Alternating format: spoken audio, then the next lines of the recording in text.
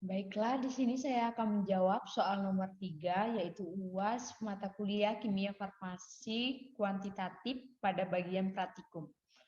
Baiklah, soalnya berikut ialah nomor 3, jelaskan 3 titik krisis yang harus diantisipasi kegagalannya pada saat percobaan. A. Metode IOD dan iodometri. Baiklah, 3 hal kritis yang harus kita antisipasi pada saat melakukan percobaan ini atau yang harus kita cermati secara lebih mengenai salah satu prosedur pada percobaan tersebut.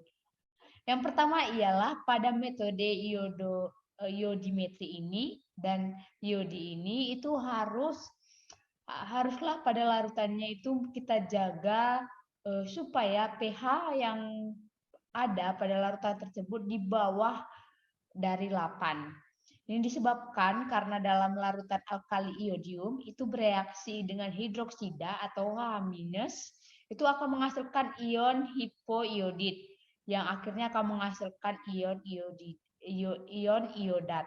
Sehingga perlu ditekankan bahwa pada metode ini larutan tersebut haruslah memiliki pH di bawah 8.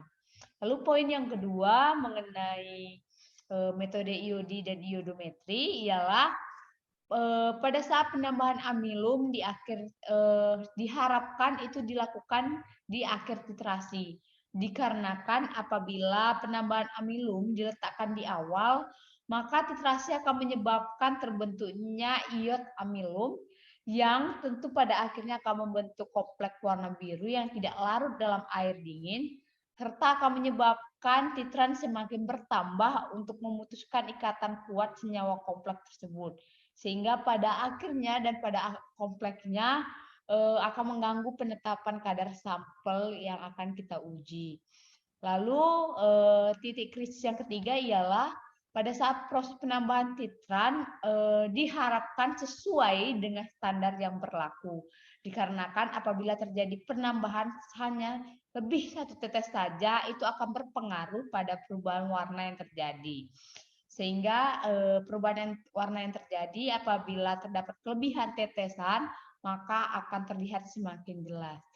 Baiklah, proses titik krisis poin yang terakhir ialah pada saat proses pembuatan larutan standar, itu kita harus membuat larutannya tidak boleh distandarisasi dengan penimbangan secara langsung, melainkan kita harus distandarisasi dengan standar primer.